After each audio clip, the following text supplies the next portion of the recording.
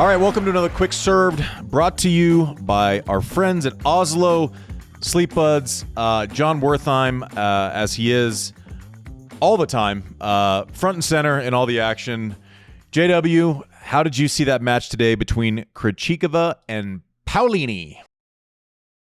Women's final day, not the final that anyone anticipated, but there's probably a moral in here. These matches are always going to be exciting. They're always going to give out a Wimbledon trophy to the winner. They're always going to be high stakes. And, sort of the fallback a lot of times when you have less than seasoned major champions, though, of course, Krejcikova came here with one. That was 3 years ago. But, we always say, who's going to handle the moment better?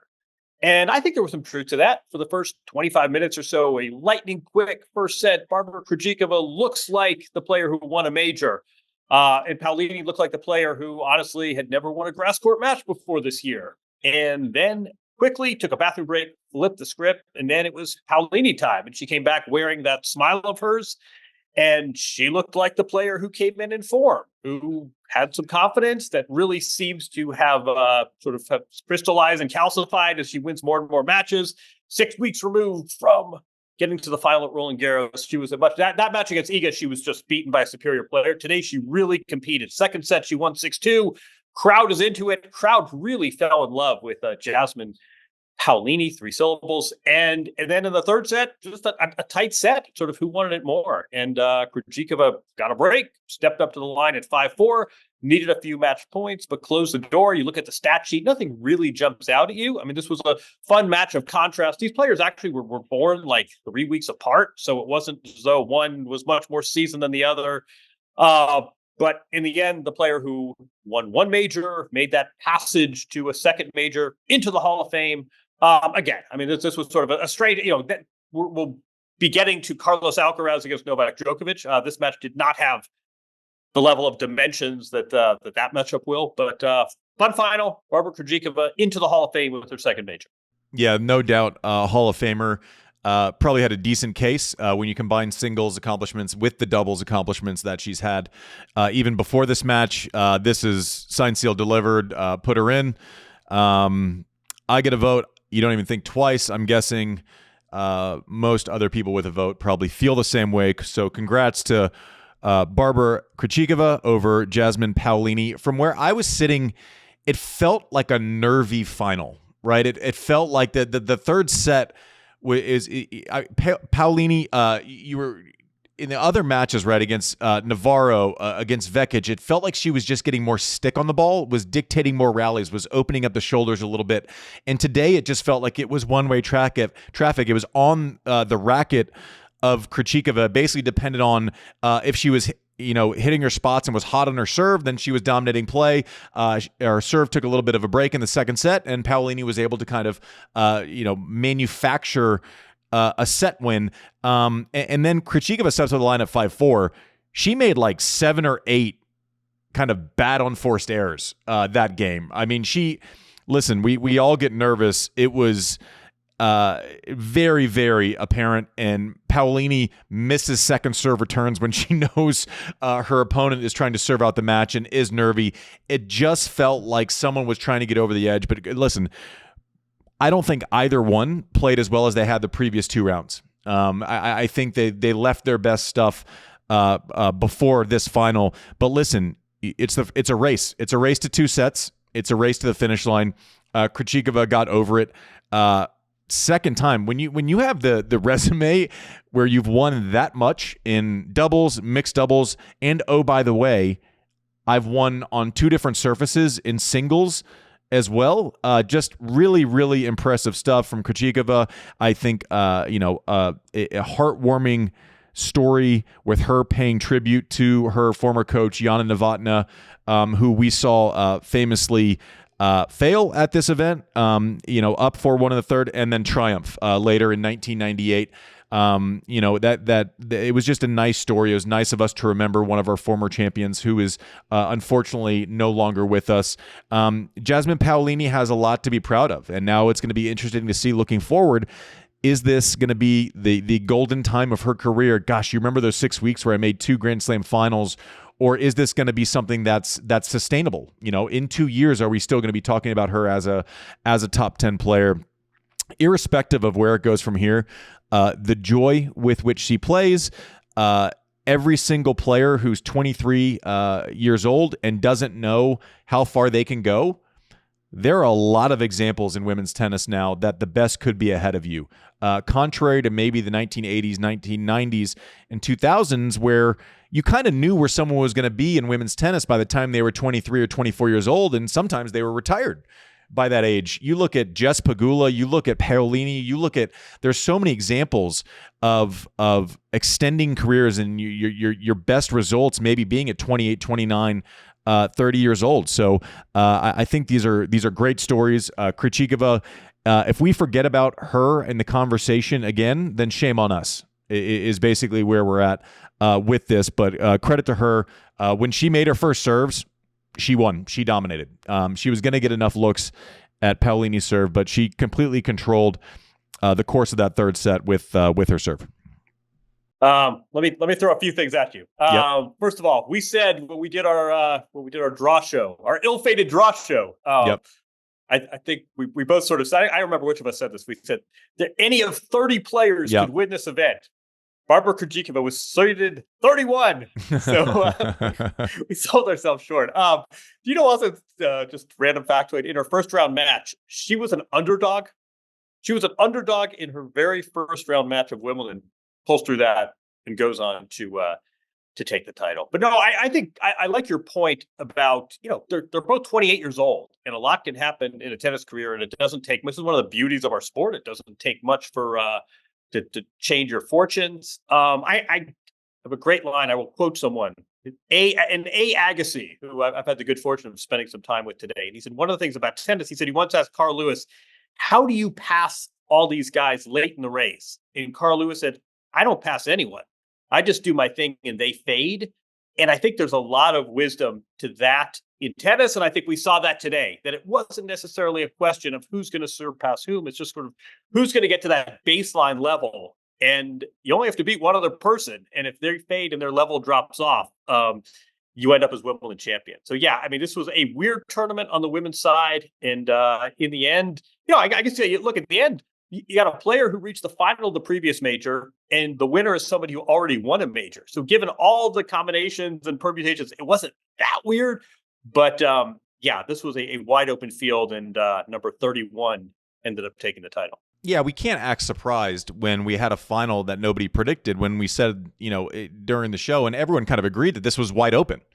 That's what made it so hard. That's what made it impossible to predict, you know, which of 30, 35 people are going to be there. You know, and it's kind of impossible to pinpoint that, but it's proven you can win majors on the women's side. I think this is the 8th straight different winner at Wimbledon on the women's side. So listen, if you're 25, 30 in the world, it has to be kind of a fun place to be, where you don't have to have, you don't have to specialize in mental gymnastics to get to the point where you believe that you can win a major. Vondrousova last year, out of nowhere, wins a major, 40 in the world. Krejcikova, seeded 31 this time, wins a major. It's there for the taking outside of the French Open, which is not there for the taking. Iga's got that one wrapped up for a while. I think a lot of people are going to be playing for second for a very long time. But credit where credit is due. Listen, Krejcikova, you don't have to play your best, and you can't play your best every single time out for 2 weeks, right? The timing matters. Stepping up, matchups matter. Maybe it's an uncomfortable matchup. Getting through those types of things to give yourself a shot, to give yourself a look at the basket. You got to win 14 sets on the women's side. Krejcikova able to do it, and credit to Paolini, rightfully making a ton of fans. And listen, this is the golden era for Italian tennis, right? Long history. We've had tournaments in Rome, big personalities, but it seems like so far this year we haven't had a Grand Slam finals weekend without an Italian in it. So very, very good times for Italy. I mean, Sinner in Australia, and then Paolini the last two. We'll see if that continues in New York. But again, if we don't mention Barbora Krejcikova in big, big tournaments, no matter what she's ranked anymore, shame on us. Congratulations to her. Well-deserved. We will be right back with a preview of that men's final that everyone is ready for. I cannot wait for this one. Locked, loaded, Alcaraz, Novak. We will be right back. A word about our Oslo sleep buds, and we will see you on the other side. All right, you chuckers. As you know, I've had my battles with travel messing up my internal clock, but I've found something that really helps. Oslo sleep buds. These bad boys block out snoring, bed partners, and are way more comfortable than AirPods. Yes, I said it.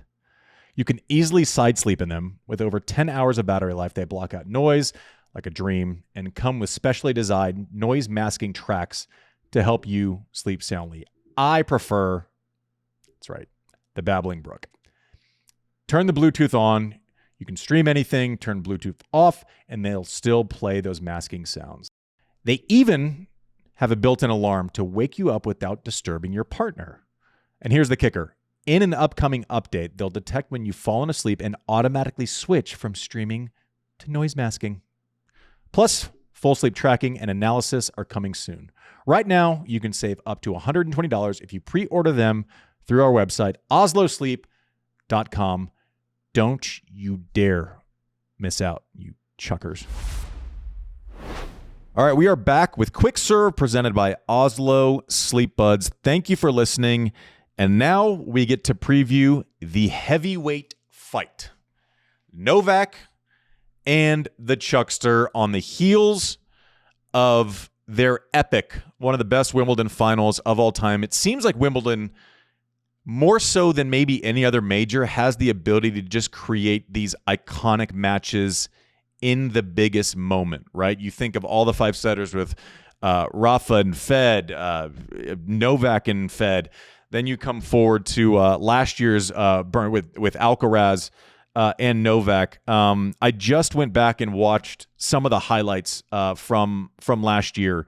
A couple things that are forgotten is that Alcaraz almost got run out of the building early, right? He fought back, and this was on the heels of Novak. He got in this mode last year where he just wasn't losing tiebreakers, right? We talk about him bearing down, clamping down, not making airs and breakers.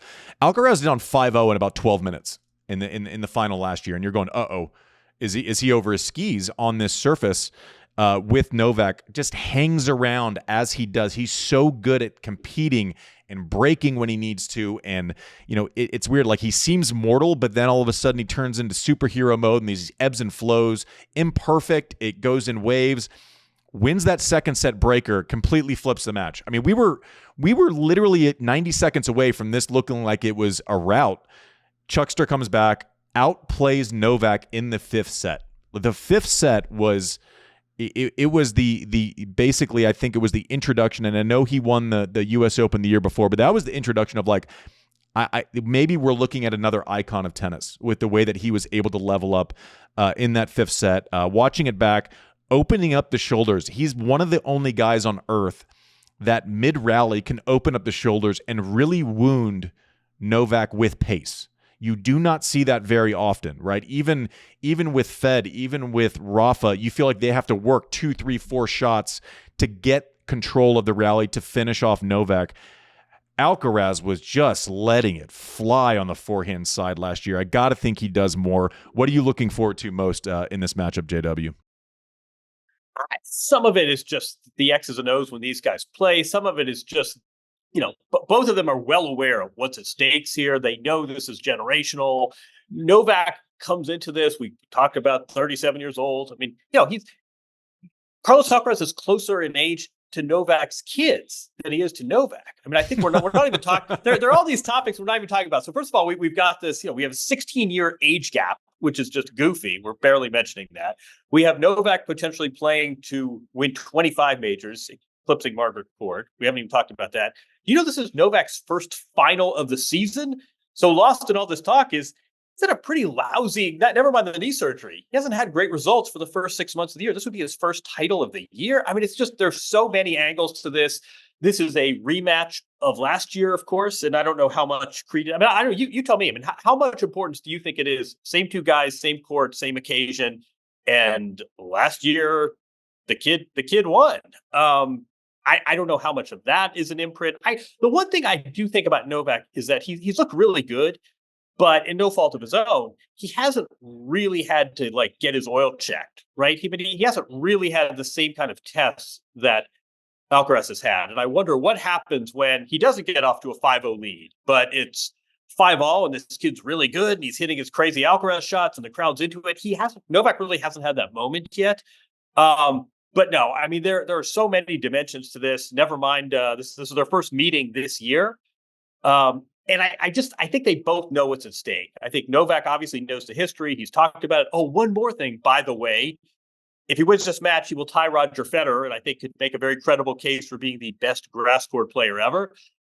If Alcaraz wins this one, he just turned 21. This would be his fourth major. He would move past Stan Wawrinka and Andy Murray at age, 21 in a couple of months. I mean, it's just the good news for us as fans and as people who cover and love this sport is sort of we win either way. It's a great storyline no matter what. But there are, not unlike the tennis itself, there are a lot of angles here. I think one of my sort of variable asterisks is Novak hasn't really been. I mean, the knee's been a test, but he hasn't really had that challenge the way Carlos has. What do you think? Yeah, I would worry about that more if it wasn't Novak.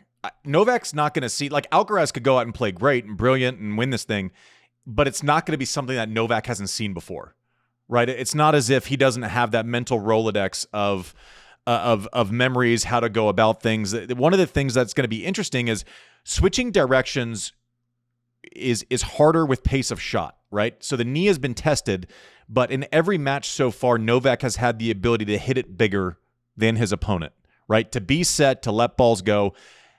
Interesting to see how much Alcaraz is going to play behind Novak, but going big, right? The knee has been tested, but it's been in motion. It's been in rhythm. Novak has been largely controlling the pacing of these matches. Musetti is flashy and can hit winners, but it's not because he's just bullying Novak around. He's slicing, then pulling the trigger. It's not this constant kind of Rafa-like buildup of pace and, spin and, aggressive mentality. So it's going to be interesting to see how much credit Alcaraz gives that knee as far as poking and prodding and seeing where he's at. The biggest way to do that is to hit behind someone. I think the knee will be fine in motion one way or the other. I think the quick switch of directions is where we're going to get a tell. And also, Alcaraz has the best drop shot of all time. So imagine you cover a ball out of the forehand side, you're moving back to the middle, and then all of a sudden you're braking and you have to switch directions and sprint one way, but you're also moving forward and backwards. So I'll be curious to see if Alcaraz gets away with more on the drop shot, and if Novak is going to be conscious of that switch of directions. That's really the only kind of new thing that we haven't seen in this matchup, right? Is the stress test on that knee. It's been great so far. I got to think every day that he plays more, the knee is going to be better, right? I was more worried early on in the tournament about a slip, a fall, whether there's still some scar tissue. It will get better, even though he's kind of upped the load on it. A couple of things that I would look for on Novak's side is the pattern that is a clear advantage for Novak in this one is him stepping in, sticking backhands to Carlos's backhand. Similar to when he used to play Roger, he basically would be on Roger's backhand side and say, hey, listen, if you're going to beat me, you're going to beat me with that shot today. And I think he probably is going to employ a similar tactic. Watching back, I almost feel like he opened up the court too often against Carlos last year in that final, which is what he does so well. So it's going to be interesting because if you're Novak, I've said it a million times and people are going to roll their eyes, his superpower is switching directions. Now to kind of tame that superpower based on matchup, I think he needs to pin Carlos in that backhand corner as much as he can and make Carlos beat him with that backhand side. Carlos's backhand is world class, but he also misses way more from that side. Carlos is going to use that slice more often than we've seen before, right? He doesn't want to get in that kind of flat backhand to backhand rally. It's easier to switch directions. I think the more that they're running side to side and kind of hitting those flashy shots from the corners, I think it favors Carlos. I think he can hit that drop shot on the run. I think Novak wants to keep the traffic in front of him as much as possible. Interesting also to see how much Novak serves and volleys. right? Really? Yeah, because I think if Carlos is kind of controlling anything from the baseline, like he did in that fifth set last year, I think one way to keep Carlos kind of on edge where he can't kind of dance and create that kind of magic from the corners is to serve and volley a little bit, keep him on his toes with his returns. I think that will be a tactic that Novak might employ a little bit more often than we normally see from him. I would also add that, again, they've sort of arrived at the mountain. It's at some level, this has been inevitable. In other ways, it's contained a lot of surprises how they've gotten to this final. And, I was called him Juan Carlos. For my next impression, Joe Biden. Carlos also, Juan Carlos is the coach. No, I mean, Carlos has had these lulls too, where, there was one set, I think it was against Humbert. He got broken 3 times in one set. I think he's dropped a set, at least one set in 4 of his 6 matches. He's had a couple of these lulls. Ultimately, he's played himself through it, which, you know better than I do. That actually can fire you with more confidence than if you win 3-3-3. I like your comment about the drop shot because he goes to that as a weapon. That is not a bailout shot. That's not a cutesy shot. It's the best drop shot in the history of tennis. Ooh, I like that. It's the best drop shot in the history of tennis. I've not heard that before, and I don't take issue with that. I think, I sold. But also, we're talking like once a game. I mean, I think, there were matches in Paris, it's a different surface, obviously, but there were matches in Paris where 8, 9 in a set. I mean, once a game. So this is not a trick shot that he can sort of whip out for variety. This is a real part of his arsenal. And yeah, you got a 37-year-old man with knees who you can pin deep in the court. Why not? Whose volleys are, sometimes Novak looks great at the net, other times less great. I think that drop shot is something to watch for sure. I think Novak is great at the net. I think we tend to not give people credit for being great at the net if they're just better at the baseline. Right? You can be great at the baseline and very good at the net, which I think is where Novak sits. But yeah, I mean, listen, and I hear people say, well, why don't people look for the drop shot with Carlos? One, it's disguised, right? When your racket is offset like this, it's like topspin. You can't read it. Most people, when they drop shot, they open their racket like this way. He goes like this, and the last second just cuts underneath it. But also, when you can create as much speed as Carlos Alcaraz can from this position, if I see him wind up like this, I'm not charging forward. That is an impossibility of instinct. You cannot, if he is loaded, you have to respect the bludgeoning that's coming your way, right? You have to check back, you have to split step, and then all of a sudden he kind of drops underneath it and you're kind of stuck. And also, a lot of players can only hit or like to hit drop shots one way. You think of Novak, he has one of the best backhand drop shots, but he mostly hits it up the line. Right. So when he comes underneath it, when he hits a dropper, Carlos will fire a drop shot anywhere. He will be running to the forehand corner. He'll drop it cross court. He will be running inside out. He'll drop it inside out or cross court. So you're not looking for just one drop shot. He has variety of drop shots, which is an insane thing to say. Wait, say more there because you're so right. And if you go back and watch replays, sometimes he even does a no look. But to me, it's less about the placement and the low neck. It's the disguise. I mean, you have to set the table. Exactly. So yes. These guys who are great anticipators, they don't even go for it. And sometimes he'll even look the other way. So I think part of it is the execution, but part of it is the setup. And that's something, I feel like that's also, tell me I'm crazy. That sounds like one of the few things that pro players, that amateur recreational players can incorporate into their game. I mean, that no one's going to go out there, not too many people have hit 120 mile an hour second serves, but disguising a drop shot sounds like the kind of thing that a club level player could do. He does it so effectively, and it's also really a joy to watch. But guys who are great anticipators, I mean, even Francis, great speed. He wasn't even trying. I mean, he wouldn't even take 2 steps because he just was so caught and frozen. It didn't pay. Well, it's this simple, right? Like if he loads on the forehand side, you're not running forward. You're not giving him like court position. You just can't do it. You have to go into a mode of kind of a defensive stance. And he freezes you. He sets the table. Like if his forehand wasn't as good as it is, his drop shot wouldn't be as good as it is. Right? I'm not saying he has more feel than someone like a Fabrice Santoro, but Fabrice Santoro couldn't rip your head off with a forehand. Right? So like you could cheat forward because you weren't going to get like a brushback pitch. right? You're not as worried about leaning into the batter's box if someone throws 88 as opposed to 102. Like it's just a different mentality. And so your changeup looks better when your standard fastball is 100 miles an hour. The variance is bigger, and so you have to set the table. The other thing, the club player part of when to use a drop shot, yes, but also the thing that we don't pay enough attention to, we don't give enough credit to, your feet to hit a good drop shot have to be in a perfect position.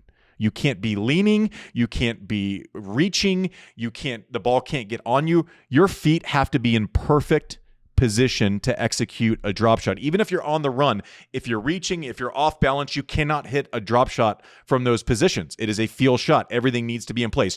Now you can, slap a forehand winner from out of position and get lucky sometimes, but his footwork on top of his ability to knock your head off is what makes this shot, he's changed the game with it. Right now we see other players working on their drop shots all of a sudden. It used to be a bailout shot. It used to be the kind of shot where if I was playing someone and they were trying too many of them, like, oh, they don't think they can win points in a standard way, so they kind of have to do this flukish type thing. Not him. And I'm going to be very curious, but if you're Novak, you're going to have way more success with him not being able to pull off that shot by keeping as much space as you can between the two of you.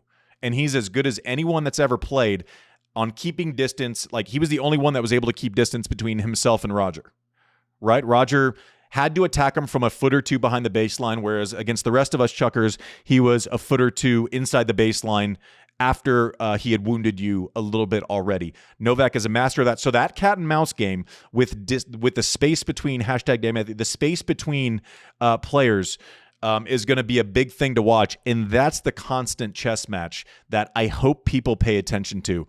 And don't fall into the thing of when you hear the commentary and it's just like, this one good, this one bad, this player good, this player bad, he played bad. Listen, if they're missing shots, it's because someone has forced something strategically. They are too good to just miss balls randomly.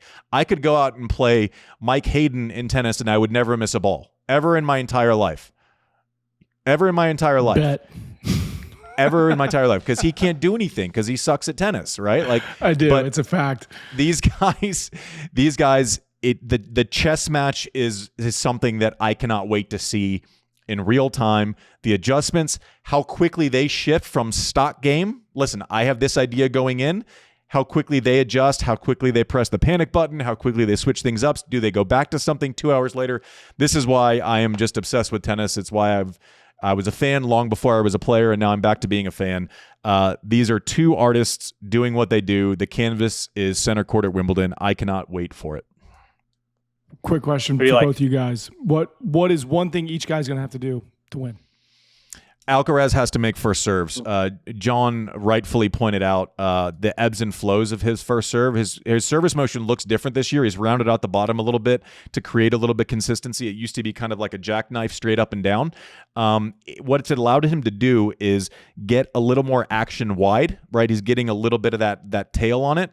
But I think the service percentage has come down because he is learning kind of a new thing. I'm curious to see how it presents tomorrow. If Carlos's first serve percentage is above 60%, I think he wins this match.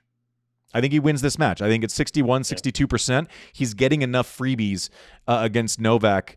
And Novak's gun, listen, he used to struggle with consistency on his serve. The way that he has brought his serve around into a spot server where I hit the corners 121, 122, open up the court, I run the second serve and sometimes 97 on the body, then I hit the bunny kick at 88 miles an hour. These are all things that are tactical. And he is a master of keeping his opponent's off balance now on the serve. So I think Novak has to drill and create depth and really stick the backhand to back and basically make Carlos beat him with his backhand side. And I think Carlos's first serve percentage is the stat that we need to look for. We don't norm stats for quality of opponent, which I think is a big flaw and sort of skews data in tennis. But if you look at the serving, and Novak's serving better this tournament than Carlos. I think depth too. I mean, you cannot let Carlos tee off and have his way in the points. Novak needs to pin him back. And just kind of big picture this, which is, you're way better at Exodus than I am. But I just think of this in terms of the storytelling. And Roger and Rafa are either gone or fading. Novak needs motivation. Here comes this kid. They play in the semifinals of Roland Garros 13 months ago, and they play a great match for 90 minutes, and then the kid hits the wall physically, and he dehydrates and cramps, and it's sort of a bit of a fizzle. Novak gets him again 6 weeks later. What happens? Wimbledon final. Novak gets out to this 5-0 lead, and we're thinking, boy, this French Open match destroyed the kid. Is Carlos Alcaraz ever going to be able to get this scar tissue? And then what happens? The kid storms back, wins the Wimbledon final. Novak gets a little bit tight, misses a couple of balls. That backhand volley that would have set up match point gets a little bit tight. And then what happens? Novak comes back and beats him less than a month later in Cincinnati. And so, they haven't played yet this year. What's happened? Carlos has won a major, so added to his total. He's got some buzz. He's the defending champion. Novak, again, this is the first final of any tournament he's made in 2024. So I think they both sort of like the ebb and flow of this new rivalry, as crazy as it is to have a rivalry between two guys of 16 years in age gap and apart. And I think, it's trite as it sounds, how they handle these moments will loom large. I just don't think Novak's sort of been fishing in deep waters this year. Yes, he's Novak. His durability is singular. His fitness has never been an issue in the last decade. I mean, we get all that, but big difference between saying it and then getting deep in a tough match, which he really has had none of this tournament. So anyway, it should be fun. I don't know if it does it. Do we want to demean ourselves and pick in handy? I think you're right. If Carlos serves well, he gives himself an awful nice chance of winning. I think this ought to be a treat, no matter what. And it's going to be. It's going to be way different from the women's final. There you had these two unexpected players and big prize on the line. This is very different. This is the final that a lot of people predicted. We got it. Didn't necessarily come the way we thought we would get it, but here we are. This is as you've no doubt seen, this is the most expensive single. Did I hear this right? For any sporting event, not Wimbledon, not most expensive ticket in Wimbledon history. Entry most point. Expensive single entry point in sports history for a ticket. So we're privileged to 10.5, right? 10,500 or something. 10.6 is what I saw. It's just crazy. Crazy. Also, the stadium isn't the biggest venue in sports history, so obviously, we're talking basically about supply demand and interest for this final. But I think we're in for just a great thing. I cannot wait to watch people that are better and smarter than I ever was go through this motion. Serving is going to be massive. Ebbs and flows. I'd be shocked if the first set was over in 14 minutes tomorrow, but who knows? I think this, Novak is trying to prove to himself that he might be the best ever on grass, and we just don't talk about that enough.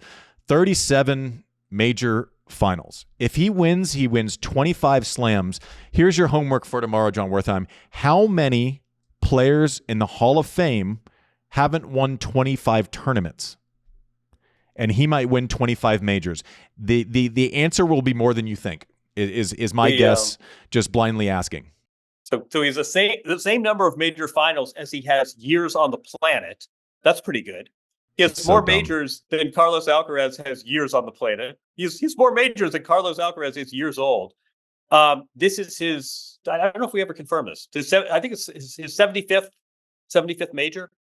Yeah. So he's basically going to win potentially. He's trying to win 1/3 of his. I mean, hey, wait, I'll give you one more, and then we'll stop with the stats. He won his 375th match at a major when he won a semifinal match. Dominic Thiem. I knew you were going to say this. I was going to say the same thing. I knew it. Go ahead. Sorry. I don't want to interrupt. Tell that that's crazy. He has it's not even close. He has 10% more wins at majors, right? I mean, then Dominic Thiem had won total matches. It's insane. So we had the conversation. We had the conversation. We had the conversation on this show, and people are asking, is Dominic Thiem, he's borderline Hall of Famer? Is he a Hall of Famer? Novak has won more matches in majors, so 4 tournaments a year, than significantly more than Dominic Thiem has won matches total in his career. It's Looney Tunes. It's crazy. We are lucky to see it. I cannot wait for this match tomorrow. I will be coming on as soon as I can post-match. We will get it. I'll get in the studio. I'll try to be in 5 or 10 minutes after it finishes. I will be watching. I will have my notes, a little bit similar to what we did after the Roland Garros final with the Chuckster and Zverev. Then we will do our recap show, our long one, which we will air. Who knows, Mike? We'll tell him tomorrow. But we will do all of that tomorrow. We will be working. As soon as this is over, I will go solo bendito with a quick little recap post-match, and then we will get for all of these stories that have come across JW's mind over the fortnight. We cannot wait to see it tomorrow. This is what fandom's all about, the heavyweight title fight, Alcaraz, Djokovic. I can't wait to see it. I know you can't wait to see it, but we will see you back tomorrow, hopefully right here on Quick Served, brought to you by Oslo Sleep Buds. Cheers. Thanks.